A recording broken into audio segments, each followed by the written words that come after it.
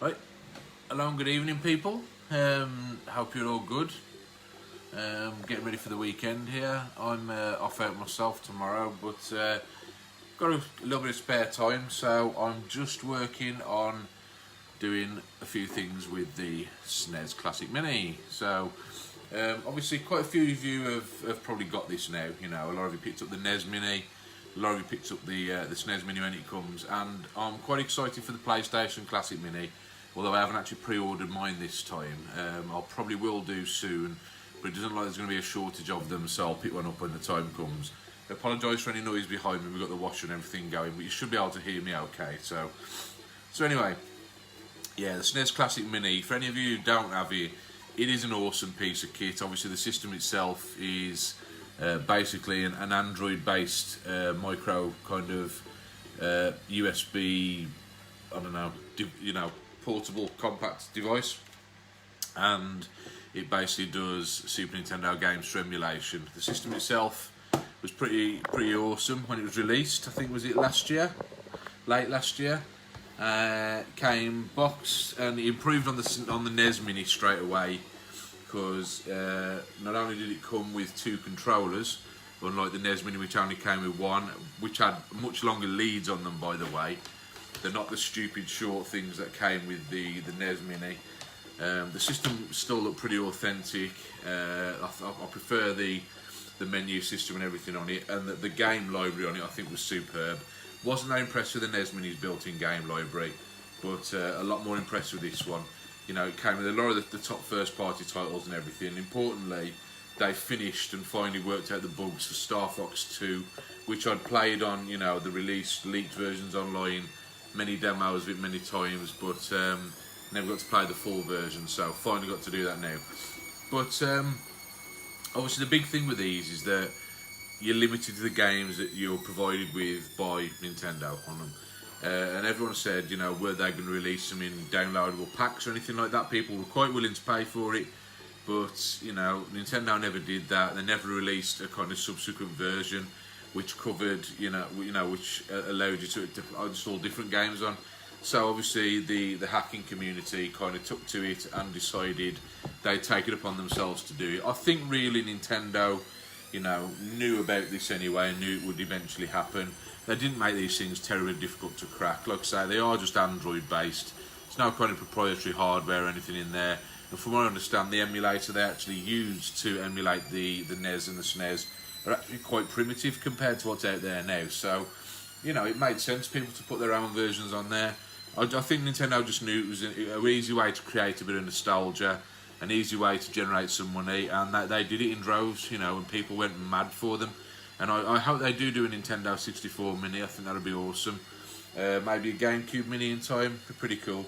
But anyway, so that's the SNES Mini. So the reason I'm talking about it today is because I have obviously taken it upon myself to sort out my own NES Mini.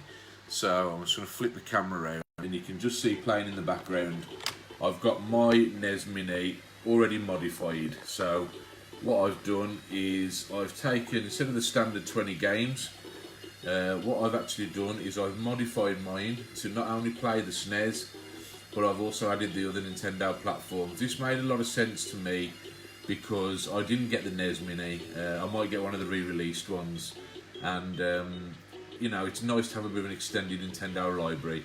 You can't actually fit. I think there's about 128 megabytes or something like that of space spare on the system, and you don't get access. You know, on that you can't fit all the entire SNES library. With the NES Mini, you could pretty much install every Western release game for the system on the internal memory. You can't with the SNES Mini because the games are larger, and there was no sense in making it any larger for themselves because they're only ever going to install 20 games in it by default. So yeah, so what I did when I modified mine, I thought, well, I haven't got the NES Mini yet. It's a kind of nice thing to put out when you don't want to put out full systems. It's nice to have around your house, and even though I have got the full systems of these, I thought it'd be pretty cool to kind of create a third and fourth generation Nintendo emulation system, and then obviously branch out a little bit with the Game Boy Advance you see there. I didn't want to add things like Mega Drive and Master System and things like that. I just don't think they belong on here. Wouldn't feel right, but all of these definitely did feel right. So going on to it, you can see what we've got here. I've created custom folders for each of the different platforms, so it loads up into these and tells you at the top of the screen exactly what they are. It tells you obviously that the SNES and the NES are in 2-player, the Game Boy is in 1-player, and the Game Boy Advance in 1-player.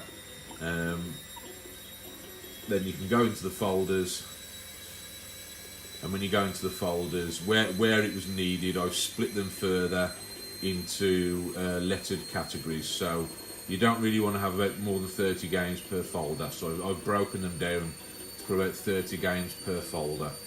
On those platforms where I've got more than 30 games installed. Obviously the SNES taking up the bulk of the space on here, so that's what I've mainly got on here. And if I go into the first folder, you'll see that I've got Actraiser, one of my favourite ever SNES games, Super Axley, Batman Returns. We've even got some Satellaview games on there, although I do need to tweak those slightly because I forgot to change the setting for it. I've taken upon myself to actually update and modify my own SNES Mini while I'm doing this, and I've accidentally broken something, so but yeah, you can see I've added a few games there. I've added the Satellaview only version of F-Zero 2. I think this works. I'm just going to quickly load it up and try and load it up and see if it does. No, it doesn't. It doesn't want to come on by now. So again, I've got to take that off, but I have got some slightly modified ROMs somewhere. I think Zelda the Ancient Stone tablets works because they aren't. They were actually redone a couple of years ago and made into proper ROMs for the SNES, so you can play these through an EverDrive on the SNES. So yeah, they work just fine, which is quite cool. You can see I've gone for the Starfield background on here, and I've gone with a very faint scanline effect. I find that looks the best on HDMI TVs. I don't like super sharp images.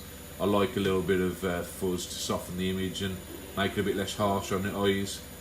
And what I've also done is I've added a shortcut command to just press down and select, and that will quick you back to the menu rather than having to press reset on the console itself. So that's a nice little shortcut. If you're sat away from your TV, you don't want to be hitting reset to go back to the title screen, because it means getting up off your seat to do it, and who wants to do that if you're messing around with things like your save states and everything. So adding in games, as long as you leave sufficient room at the end of the flash memory on here, you can actually continue to use save states. You can see I've got a couple of save states here done from games I've loaded in the past. Got a save state here. I did have a save state there. Again, I've updated the system, so I might need to just change a few of these, but I have got save states set up on here for a couple of other games. I think I've got Donkey Kong Country, there you go, some save states there. I think I'm for Donkey Kong Country 3, there we go. That one should load, there we go. So, save states and everything works just as they should. So, yeah, the reason I've done a video is because, like I say, a lot of you by now have seen this, a lot of you have done this to your own systems, but I was asked by a friend of mine if I would give the same treatment to, let's adjust this camera slightly, if I'd give the same treatment to his. So he sent me his through the post, and I said, yeah, I'll see what I can sort out for you. And he's asked me to do put a few select other things on there, but I'm just kind of doing it as mine is right now, just to show you the process you go through. So I'm going to turn off mine right now.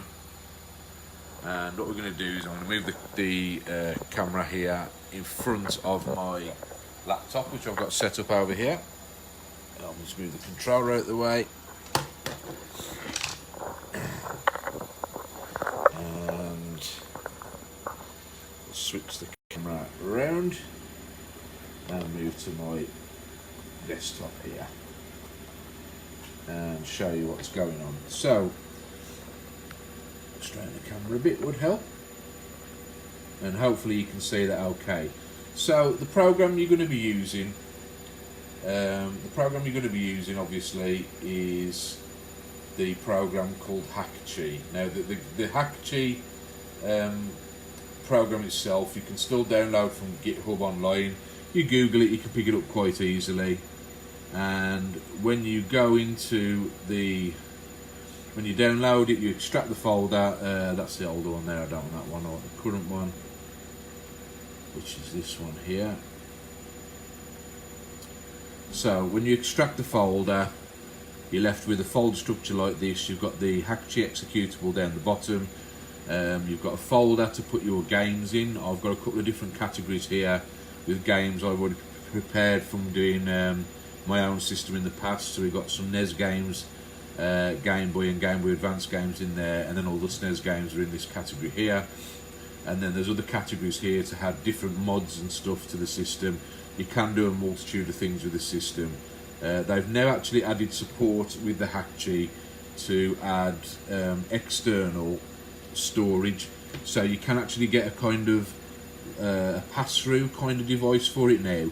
It allows you to plug in an SD card or a USB device in line with the power cable and use that as storage for the system. So in theory you could actually have the entire SNES library on here if you wanted to do that, but that's not, you know, not what I'm going to be doing today. It's not something I particularly want to do because I find it slightly awkward.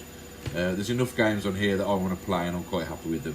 So what you do is you've got your folder like this. The only other thing you will need is, if I go into this folder here, which is user mods, you will also need the RetroArch cores pack.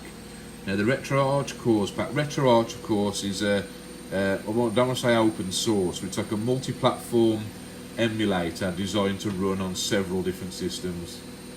Awesome, awesome, Rich. I'm glad you've done it, mate. I'm glad you've done it.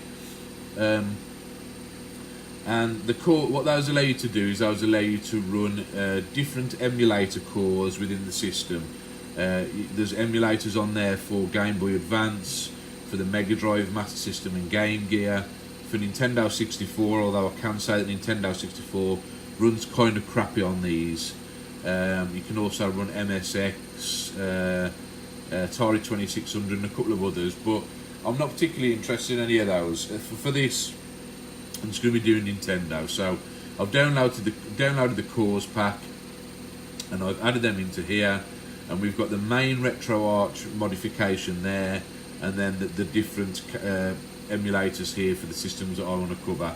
And the ones I'll be using is Gambat, MGBA, SNES 9X and Nestopia at the bottom. The standard inbuilt emulators for SNES and NES work okay, but they aren't great, and there's some games that won't actually run. So by installing the SNES 9X and the Nestopia emulators, wings of RetroArch, you're able to actually get games running that wouldn't work before, and they'll also have your fully working save states, your shortcut commands and everything. So it's essential really that you get the RetroArch cores pack, and then you drop those into your user mods folder like that. And then what you do, you double click your executable there at the bottom. I've already got it open, and then when it loads up you're presented with something like this. On first startup it will ask you which classic mini you've got, whether you've got the Famicom Mini, the NES Mini, the SNES Mini or the Super Famicom Mini, so you pick the correct one. And then from here what you can do is you can start adding in the games that you want. So before you start, what you're going to do, and I'm now going to plug in Francis's SNES Mini, and we're going to try and do this live. Hopefully I won't mess anything up because I'm trying to do it live, but The hack tool itself is slightly imperfect. I've done this several times now, and I've found that sometimes you have to restart several times and do various things in order to get it working exactly the way you want it. Sometimes it doesn't patch the things in that it's the way it's supposed to and things like that. So I might need to try it a couple of times, but I'm quickly going to plug in Francis's SNES Mini here and see if this will do first time. So I've unplugged mine from the system now. I've plugged Francis's in. I'm tapping the power for the system, obviously from the PC, because I need it connected to the PC for data as well, and then the HDMI is running into my TV there. So the first thing we'll do is we will go to this, which is the most important thing, which is the kernel.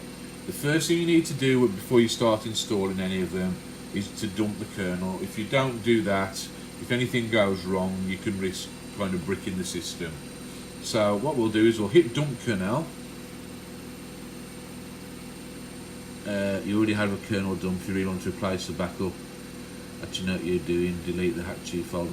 Actually, let me quickly move my kernel back up away from this, and then we'll try it again.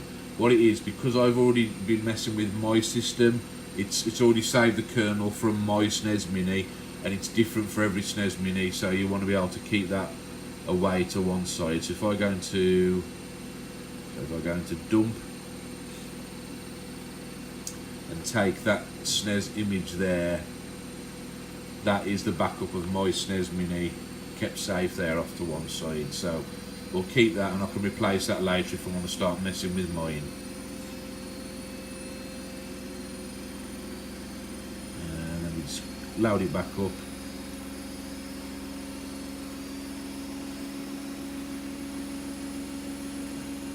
And then we go to kernel, dump kernel. Do you want to dump the kernel? Yes, we do.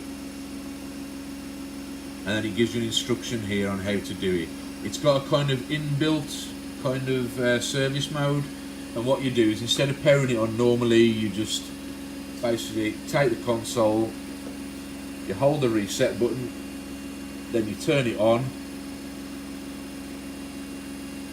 and instead of the light coming on the way it should, the light remains off and it goes into a service mode, and the light remains off on the console until it starts to do this process. So it's dumping the kernel to my PC now. This will kind of proof it against being bricked.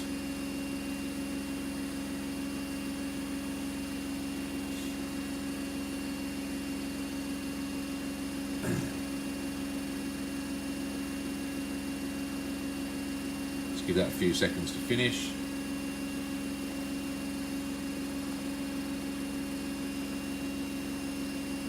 There you go, your kernel has been saved in the dump folder, which obviously, that's now, if I go back to that folder where I've just taken mine from, you'll see that there's a new kernel image in there. This is the one for Francis's SNES. So that'll protect us in case we mess anything up. And now it's a matter of adding in games. Now, I've already added in some games for this. So what you do is you'll take your ROMs, which can be in zipped or SFC format, and then you just basically get those files somewhere on your hard drive, and then you would basically like drag and drop them into here. It would add those games into this list, and then you can customize the title to whatever you want. If you're connected to the internet, it will automatically pull this information from the ROM itself. It will pull in the publisher information, pull in the release date when it's available. It will identify with quite a lot of them if they're one player or two player. You've got an option to compress the ROM, which of course you want to do because it saves space, and then it will also give you what the command line is. Now the command line for most of them will default, if you're talking about SNES games, it will default to Clover, Canoe, SHVC. That's basically, Canoe is the inbuilt SNES emulator on these systems. So by default it will launch the game using the Canoe emulator. There are some games which won't load properly. They won't load at all, or you'll get graphical glitches or faults. What you can actually do is you can add a command line argument here at the end once you've installed the RetroArch cores, which allows you to use an alternative emulator. And if I go to a good example here, Super Street Fighter 2, this doesn't run with the stock Canoe emulator. So what we do is we go to the end there, and you'll see there's an argument at the end there which just says space dash RetroArch. So what that will now to do is when it tries to launch the game, it will launch it using the RetroArch SNES 9X Wing emulator instead, and that will run perfectly. The save states and everything will work, and that will allow that game to run, whereas before it wouldn't actually run if you tried to just add it in. But the first thing we need to do is we need to go into modules. What we need to do is we need to install extra modules. We need to add functionality for the additional emulators before we can actually start installing the games, because if we install the games without them, none of the games will actually run on there. So you can see on here, first one you want to tick is you want to tick RetroArch. That is the main RetroArch emulator itself. It gives you a briefing here on the right hand side. If you want to watch this back afterwards, you can read what all this says. And built into it, it's got two different NES emulators built into it, but there's actually a slightly newer version of Nestopia you can use as an optional NES emulator. So, but by default, you can run the emulator itself. You can install it as a standalone app if you just want to kind of load an app from within your SNES Mini, and then you can launch other emulators from there. But if you want a proper seamless experience, what you want to do is you actually want to conceal the RetroArch emulator altogether, and you just want to add the extensions of it for the emulators and have the menu system that's built into the SNES launch it straight from the command line. So we're going to install RetroArch. We're going to install Gambat. This is the one for the Game Boy, so we'll add that in. We don't want to be messing around with Genesis Plus or Pico Drive because we're not putting any Sega stuff on here. We are adding Game Boy Advance though, so we'll put in MGBA, and then we'll go down. There's two versions of SNES 9X. There's a SNES 9X and SNES 9X 2010. I'm not actually sure what the difference is between those two.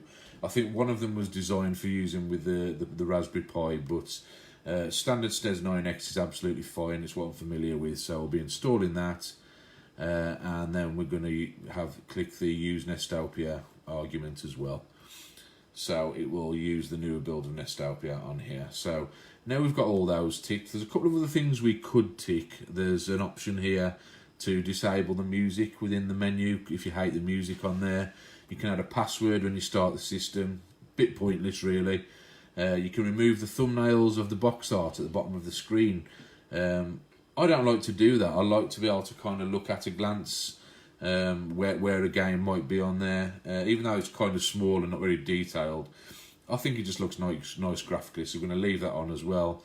And there is actually an option here to actually free up some extra space, but the amount it frees up is small, and it's actually quite a glitchy feature, so I'm not going to bother doing that. There will be some space left over, so there's no real point in ticking that. So we've ticked all the ones that we need. We're going to hit OK.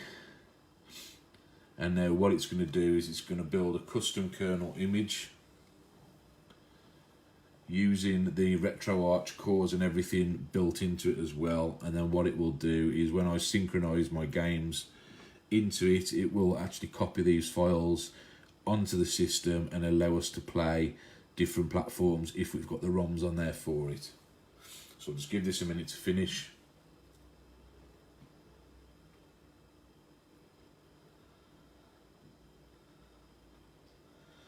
The hardest part of this process really is obviously now getting hold of the ROMs and everything. I mean, we know the legalities of it. You know, getting hold of the ROMs is difficult to do. Some people might already have their own collections. Some people might be able to back them up from another device or from their own collection. It's not that easy to get the ROMs anymore. It's become very difficult recently. So as long as you've got access to them, you're able to put them on here. And you know, doing the rest of it is pretty straightforward once you've done it once or twice.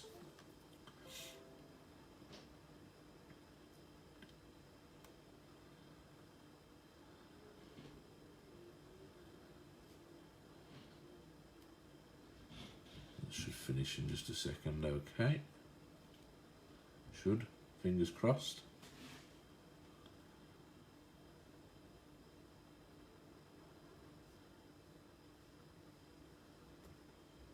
Come on, finish doing what you're doing. It's like my TV's gone off, so it's hard to follow where I'm up to. Let's plug this back on.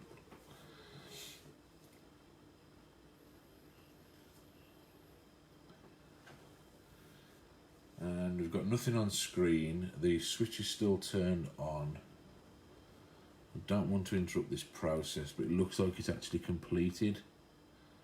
There we go, done. There we go, and it says done at the end. So it's added those extensions now into the kernel, and next time we actually start adding the games, it will actually add those emulators to the system. So from here, it's just a matter of picking the games that we want to add. Like I say, if you've got any ROMs now, you can just literally drag and drop them onto this list. You can choose whether you want the standard stock 20 ROMs installed or not. If I click on original games there, it will give you a side list of the standard games that were included with the system itself. Obviously, I've chosen to include those as they are because they're all working perfectly and I want them to stay that way.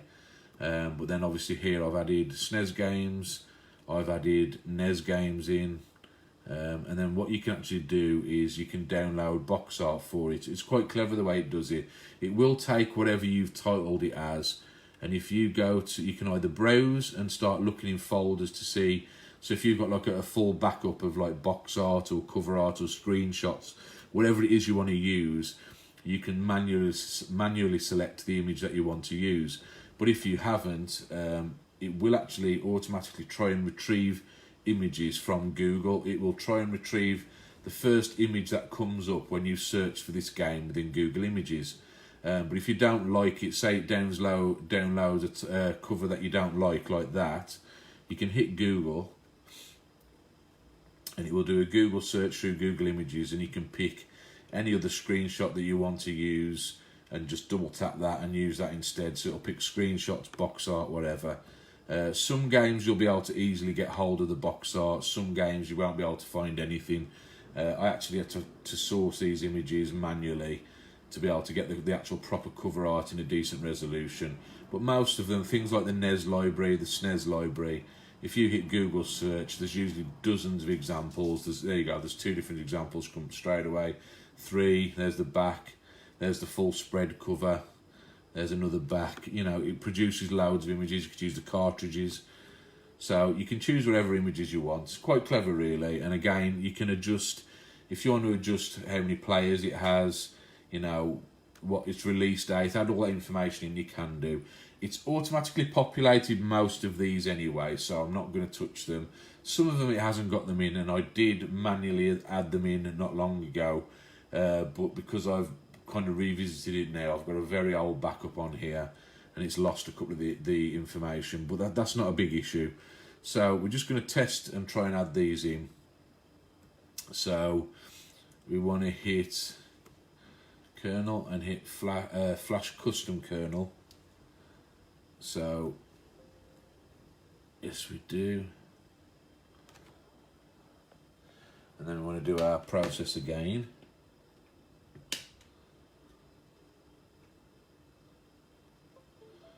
And what that will do now is it will upload the custom kernel that we created with the additional emulators on. It will actually upload that custom kernel now to the system, and it will that will have basically then modded the SNES Mini. Picking up a little bit of a cold here. You can probably hear in my voice. My nose is going a little bit stuffy and everything.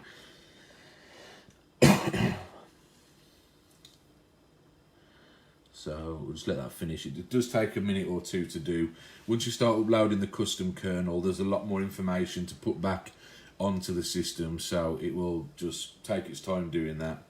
But you need to allow it to finish every time, else you risk bricking it. So make sure you've got adequate power. I'm using my laptop here, but it is actually connected straight into the power supply, so I've got no danger of it running out of battery halfway through a flash. You know, so there's no danger of that there.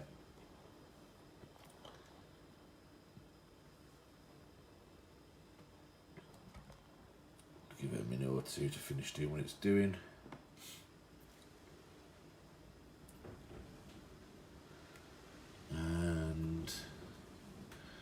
still taking a while. I've found that the first flash of a system, once you've modified one to start with, the first flash always takes a bit longer than it does for any subsequent flashes. So we'll have to bear with this one. All it's doing, I'll grab myself a drink, I think. Should now take another minute or so.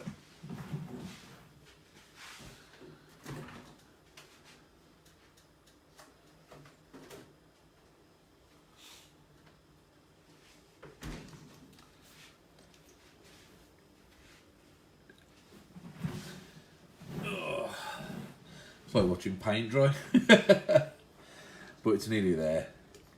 So I don't know if any of you out there have ordered the PlayStation Classic Mini.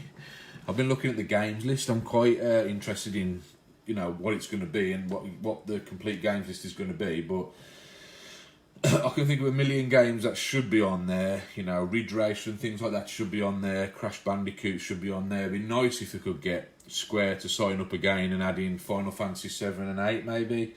That would be really good.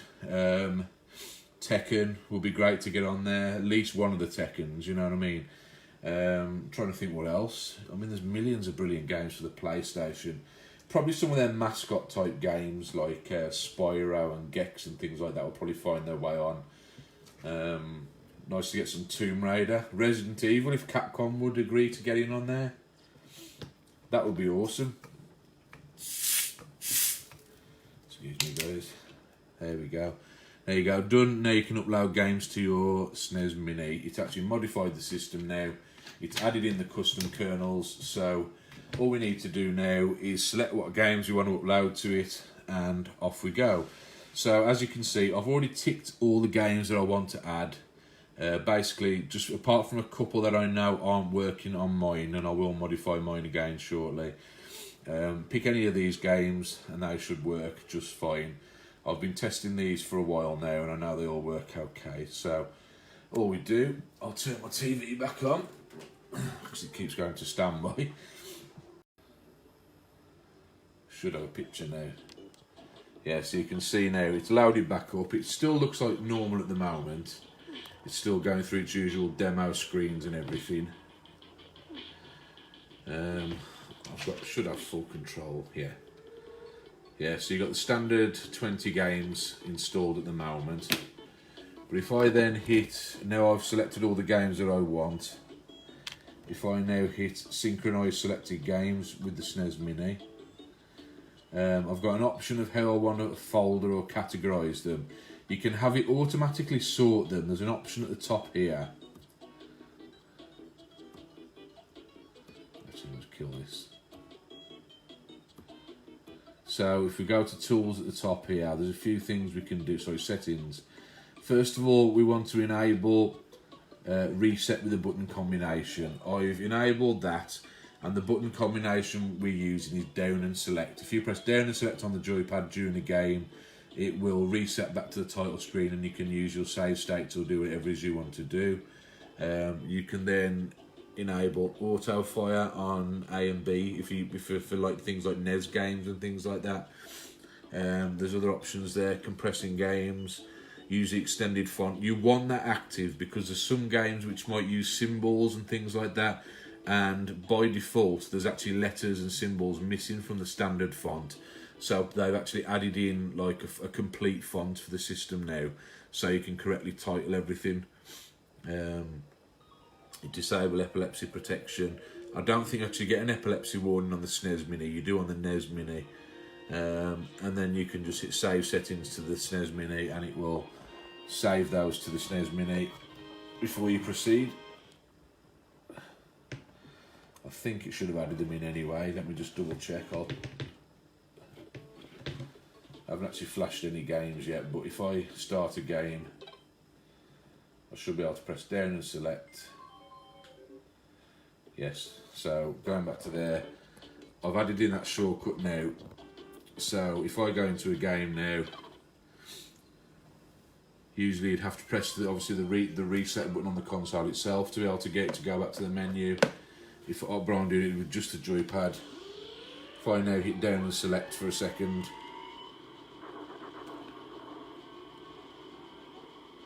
Oh, now it's suddenly not working for some reason. Oh, that worked about 2 seconds ago. Oh, there we go. There we go. I wasn't pressing it hard enough. I'm trying to press it at a funny angle. Yeah, pressing down and select, it goes back to the menu screen. And then from there you can save your state or do whatever it is you want to do. So, yeah. Things never work out live quite the way you want them to. So, what I'm going to do here is we're just going to... It's already done the feature there by adding the shortcut, so that's fine. All the games are ticked that I want to add onto there. So we're going to... and then from there, like I say, you've got an option there for page and folder structure. You can actually, there you go, you can have it sorted to original games in root and then split any new games that you add, list them all in one list. Loads of different ways of doing it, but what I've actually done is I've actually set up custom folders. So if I hit synchronise selected games now, I'm presented with this, and what you can actually do here is you can add a little bit of fanciness to your menu. So by default, all of the games would have been listed down the left-hand side here for all the systems. Kind of ugly, kind of messy, doesn't look very nice. What I've done is I've broken them into folders, which are the folders you were looking at on my system just. And you can see I've got the different folders set up. And if you double-click here, there's actually several images you can pick from. You could set any one of these images to use as the icon for the folder itself, which is quite cool. You can actually create your own, I think, PNG format images to use as well if you wanted to do that. But it comes with it when you download the app. It comes with a load of stock images like this. So you know, I think that's pretty cool anyway. And I like what they've done. I like the pixel art. So I mean, you've even got like regional variations there. So we've got Mega Drive 2 and Mega Drive 2 Japan. You know, it distinguishes the difference between the two. So quite cool, but I've already set them as what I want them to be. So we've got standard DMG icon, DMG Game Boy for Game Boy, standard UK style NES for NES. We've got the SNES / Super Famicom image for the SNES, and I've gone with the standard stock original purple Game Boy Advance for Game Boy Advance. And you can see that I've already split the games into these folders. Some of the platforms here I've only got a few games for. But for SNES, because I've got quite a lot of games, I've obviously had to categorise them into folders, splitting them about equally. So you can see there, it tells you in the bottom left-hand corner actually how many games there are. So there's 17 games in that folder. If I tap the other ones here, see there's 26 games in that folder, 31 games in that folder. You don't really want to go over about 30 because it takes longer for the menu page to load when you do it, and the images at the bottom of the screen will only display about 30 on screen at once, so anything more than 30 is kind of pointless. So once you've done that and you're happy with the folder images and everything that you've used, so I've done the same there for NES, you can also then determine where exactly they would appear on the menu. You can sort them so they appear to the left of the return arrow, to the right of the return arrow. You know, you can structure it exactly how you want to. There you go, you can sort by letter, sort by, you know, first letter, last letter, split them into equal numbers per folder. But I've got it set up the way I want now, so we just hit OK. And you can see there, it's building the folder structure. If I go back to the TV, it now switches to the Hack-Chi screen. And this is now flashing the system with the custom software that I've just created. Because I've already uploaded the custom kernel, it shouldn't take very long. I think there's a total of about 150 games. There you go, 152 games altogether. And we hit done. The system to my left here is just resetting itself now. And should come back up in a second, flash up a couple of times.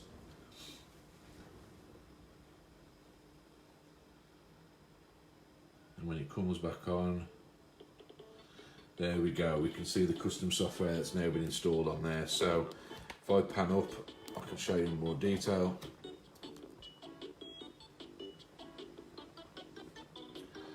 Just my camera, there we go. Okay, yeah, sometimes it does this. When you actually flash it, the first time it restarts itself, the D-pad doesn't actually work on the controller, so you have to turn it back off and back on again. As any good IT technician will tell you, turn it off and on again. And this time when it loads, it will reset the controller inputs and it should function first time. So there you go, you can see it loading up, and then from there I can now control the menu. So we'll go in and just test a couple of these. So the first thing you want to do, of course, is test your SNES games. So we'll test a game that comes as with default with the system. So you can see the folder structure is definitely there. And I think, there you go, Street Fighter 2 Turbo, I think that was there by default. Oh, Super Mario World, good place to start actually. And that loads up. We've got the same border background as was set by Francis prior to me doing the update. It's in the aspect resolution and so the aspect ratio and pixel density that he wanted, the way he likes it being displayed.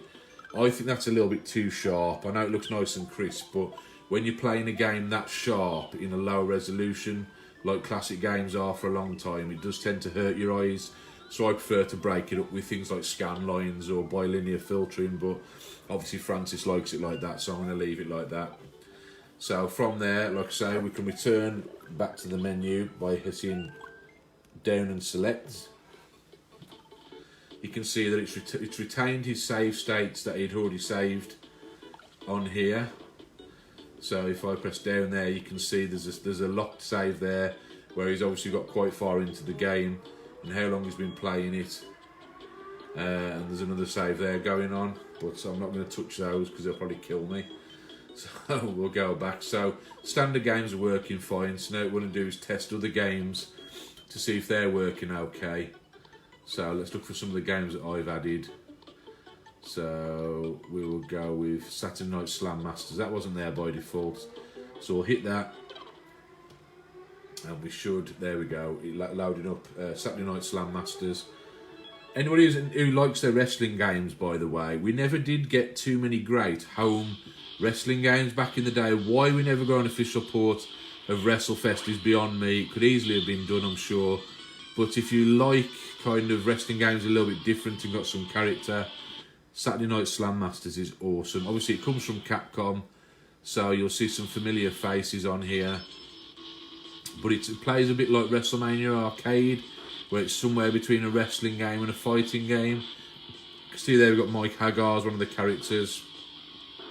And I think these guys at the front here, Gunlock and Biff, they're actually from a couple of the Capcom games back in the day. So pretty cool game.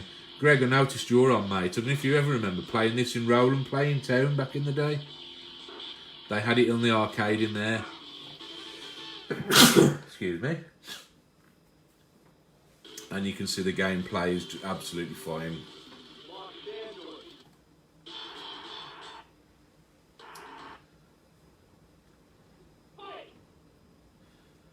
The team battle royale is actually a lot better, but this is still pretty cool in single player mode. Great wrestling game. If you can get hold of it, it's quite an expensive game to pick up for the SNES. So, you know, playing games like this makes it quite accessible. Not sure how to do the other moves, but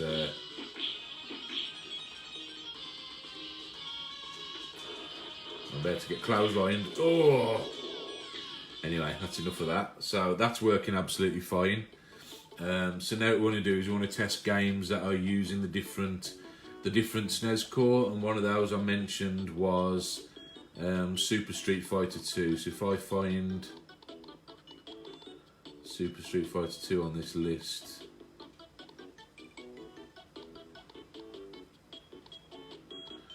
you know what, I've got a feeling I might have actually not ticked it when I was actually going down the list. Unless, oh no, sorry, it's further along, there we go. So this should now load up fine. Ah, there we go. So I haven't actually, that's that error there. I didn't actually tick the correct thing on the menu when I was loading it. That means that I haven't actually successfully installed SNES 9X. So it's trying to load that game and you get this C7 error. So what I'll need to do is I'll need to go back to my computer in a minute And this is what I was talking about the tool itself being slightly imperfect. Sometimes you have to flash it 2 or 3 times before the changes you've made kind of stick, if you know what I mean. I don't know why that is, but it's done that with every kind of Nintendo, every Nintendo Mini that I've done it with. So I will adjust that slightly shortly, and we'll get that playing. That probably means that my other RetroArch cores haven't taken either, which was my next port of call. So if I go to, if I go back, and we go into NES now, in theory these should work, but I've got a feeling they won't because it hasn't actually stuck, if you know what I mean. It hasn't held the RetroArch cores, so let's see what happens. Right, so yeah, so actually NES is held, so that's good. So maybe I just, when I was messing around, maybe I didn't check SNES 9X properly, but we'll check that. So anyway, look, you can see we've got NES running on here just fine. And NEStopia is actually a very good NES emulator. I like it. I was playing Kung Fu Master a lot earlier. I love this game, and I've got this on my PlayChoice 10 arcade machine. It's awesome to play it like that. I mean, I know it's a lot more basic than the original Kung Fu Master arcade game was, but it still plays really well. The music's there, the moves are there, the enemies are there. It's a cool little game. A lot of you probably remember this. Let's deal with the boss. Boss fights a lot easier than they were on the arcade, admittedly. On the arcade, these guys can kick your ass pretty easily. And I should now be able to press down and select and return back to the main menu. There we go, so that's returned back. So we've got NES working. Let's check the other platforms while we're there. So we go along, go to Game Boy now. And we'll test good old Tetris. And there you go, you can see we've got Game Boy working on here as well. Now, what you can actually do, what's quite good, RetroArch is definitely installed because otherwise this wouldn't be working at all. What you can actually do, even though you haven't got access directly to RetroArch and all its options straight from the menu, if we press start and select on the joypad now, we can actually call up this quick menu, and this allows you to actually adjust some of the settings within RetroArch. So we've got the, I think it's Gambat, there you go, at the bottom it tells you there, Gambat version 0.5.0 Netlink version. That is the emulator that's actually running to allow Game Boy games to run. And from here, if we wanted to, we can take screenshots and things like that. These features really are for when you're using RetroArch on other devices, but there are some features on here you might want to do. You can actually change things like the graphical effects, the shaders. You can actually use save states within RetroArch if you don't trust the ones within the actual SNES Minis menu. You can activate cheats, which is quite cool. I think you can input action replay codes, and you can remap the controls if you so wish to. So I think that's quite cool. But we don't really need to do anything on there, so we'll just hit resume. That's quite handy if you're doing, say, a system that doesn't emulate too well. Like, obviously there was an option on there for Nintendo 64. That would allow you to actually adjust it so you can increase the frame skip. You can adjust the graphical settings to make it a little bit less CPU intensive, and so the game will run at a playable rate. But we don't need to do that for 8 and 16-bit platforms. That's part of the reason I like to stick with those systems when it comes to doing this. So we've got Game Boy working okay. By default, when it detects a normal Game Boy game, it will display it in black and white. You can adjust the colours that it uses. You can use green scale. Things like Donkey Kong 94. Originally, this was a Game Boy game, but it also had Super Game Boy enhancements. It won't display those on here, but I think there is actually a menu option within RetroArch to allow you to activate the Super Game Boy colours. So you'd actually get a coin, I think it's a 32 colour or something static image on this screen. But yeah, I'm not going to mess with those too much at the moment. I'll let Francis experiment with all those. It will of course run Game Boy Color games. I think I briefly showed one just. We'll fire up Zelda DX, one of my favourite ever games. And you can see there that is defaulting to Game Boy Color mode because this was a Game Boy Color only game.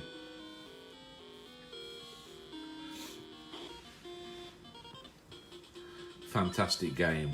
Absolutely love this game. It's nice to be able to play it in big screen, and this is where I think the screen filtering options help, because you know these games are even lower resolution. When you blow them to this size, that kind of sharp pixel effect is a bit harsh on the eyes. So if you use like bilinear filtering or scan lines, you can actually break up that sharpness a little bit. And what's nice is obviously like all the other systems, like all the other games on here, they're running in like 60 Hz mode or like American mode. That doesn't count for the handhelds obviously, but it does for like the NES and the SNES and the Mega Drive and things like that. We'll run them in like their 60 Hz mode, so they will be a bit faster than the old PAL versions used to be.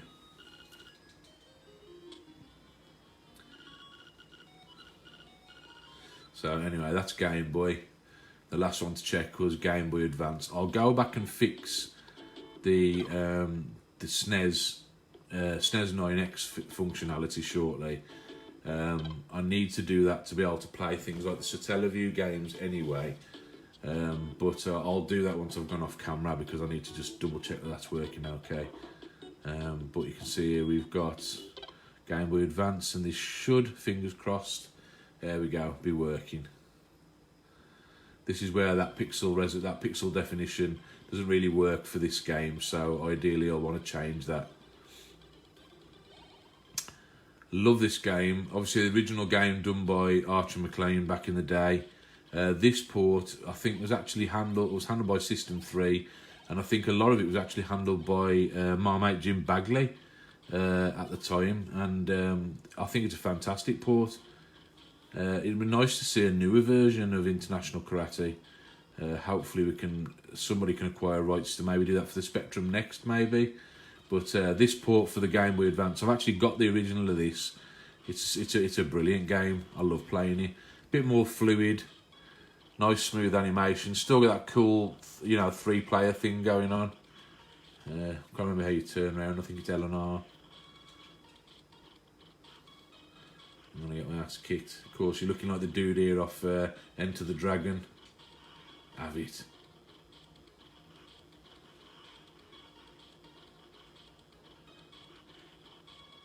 See if we'll finish these dudes off. I'll punch in the nuts. There we go. Have some of that. Drop the nuts on him. No. If you've never played this version, I recommend trying it out. It's a good laugh. I'm trying to nut this guy into oblivion. Oh, have it. Back of his skull. So that works fine. So I just need to sort out SNES 9X functionality. And this is pretty much done, I would say. So again, obviously save states and everything work if you want them to. So yeah, I'm going to call that one a win. So like I say, I know a lot of you have already done it, but sometimes it's good to kind of view these things in real time to see exactly how they go down, because when you try and explain to people how to do these things, it's never quite the same user experience when you're doing it in person. You can see there I've run into a few little issues. I had to flash it a couple of times. The SNES 9X edition still hasn't taken properly, but I'm going to go back after this video is finished. I'm going to fix that anyway. But you can see that most of the platforms and everything I got running first time. I'd already double checked and re-updated my own system to make sure that everything was running before this video, because I didn't want too many hiccups. And it can take a little while to kind of refresh yourself with the software. There's been a few updates since I last did it as well with the software, so I was making sure I got the latest version because all the bugs are worked out. It's still got its flaws, don't get me wrong, the hack itself, but it works pretty well. Once you've got the system set up the way you want, you shouldn't need to touch it again. I'm glad you found it helpful, Doug. I really do. I'm glad you've as long as people find this information helpful, I'm going to continue to do these videos, you know. So, but yeah, if anyone needs any help anyway, hit me up and I'll see what I can do for you. My time's starting to free up again now, so I'm doing a lot of modification on my own systems at the moment. I've got a couple of things here I want to show people, which is an extension of my EverDrives and Flash devices video I did a couple of weeks ago, moving into the kind of newer consoles, if you know what I mean. So I'm going to cover a little bit there and show you how far things have come for systems like the PS2, the GameCube, the Wii and things like that. But I'll do that in a future video. But anyway, I hope you've found the video helpful and seen what goes into it. Like I say, if any of you need any help or you need anything doing, give me a shout and I'll see if I can put some pointers your way. But enjoy the rest of your evening, enjoy your weekend. I'll catch you soon.